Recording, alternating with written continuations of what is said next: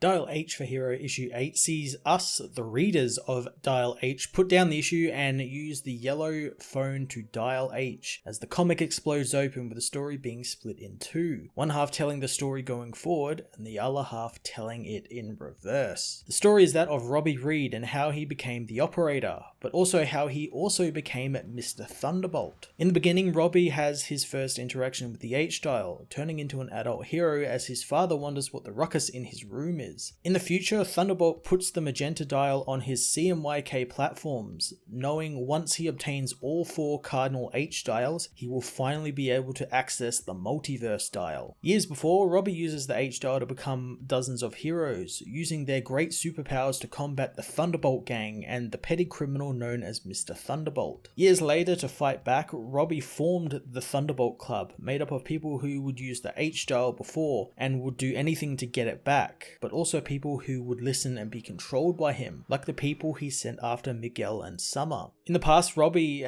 has his personal life ruined while saving the city since Gramp dies. Robby knows that even though he could stop Thunderbolt's gang, he couldn't save Gramps, despite all the great power he has. Thunderbolt, meanwhile, is trapped on Earth by the operator, and at first he was scared since he was intangible and invisible and alone. A young Robby, meanwhile, uses the hero capsule to travel the multiverse, using the capsule to sate his need to make up for Gramps' death, making sure no one else suffers like he did. His plan followed him all the way to the Heroverse, and years later in the Heroverse, Thunderbolt waged war across it in search for the multiverse dial. The operator fought him, pulling Thunderbolt's spirit from him and casting him out of the Heroverse and to Earth. Robby remembers the first time he entered the Heroverse, seeing the peaceful wonder of it and the power he felt coming from it. As Operator and Thunderbolt fight in the future, Robby traversed the Heroverse in the past, mapping its deep canyons, and soon he comes across the Y dial. Operator once showed the map he made way back when to Mr. Thunderbolt, who knows the multiverse is a H dial, itself the multiverse dial, and he needs to use it. But the operator stops him, saying they cannot control it, and Thunderbolt himself is out of control and he is a mistake. Years before, Robby uses the Y dial, hearing the voice of the operator who says the Y dial is shaped like the letter Y and it splits in the middle, so if Robby wants to be more, all he has to do is dial. Robby does and unleashes a curse on himself and the Heroverse. In the future, Operator and Thunderbolt traveled to the Heroverse and Robby finds himself happy to finally have a brother, but Thunderbolt's vision was clouded with power and he tells Robby he wishes to use the dial to give everyone powers. After using the Y dial, Robby is cast into the dial itself, confronted by the Operator, who says that the dial will divide him into light and dark. Robby is split into two beings, the Operator and Mr. Thunderbolt. The Operator knows in that moment he failed Gramps, and he has unleashed a fiend onto the multiverse. In Metropolis, Summer wakes up a muttering Miguel who says that he had the weirdest dream where he learned where the new H dial, a black one, is, learning it's on a place called Apocalypse. Dial H for Hero issue 8 has to be one of the most creative and wildly fun books I have read this year and in a long time actually. Not only is the comic out of order in that the pages are all scrambled, but it still makes sense, and there's also the choice to tell the same story going forward, but then you can also read the issue in reverse and get the villain's origins, which I think is so fucking cool. It seems nowadays comics aren't allowed to be this creative with how their story is told, so when something like this comes around, it's extra special. Lots of time and care was put into this, and big props to Sam Humphries and his team for pulling this off. I'm really excited to see what happens now with the series as we head towards the end of it with the last 4 issues. I'm going to give this issue a 10 out of 10.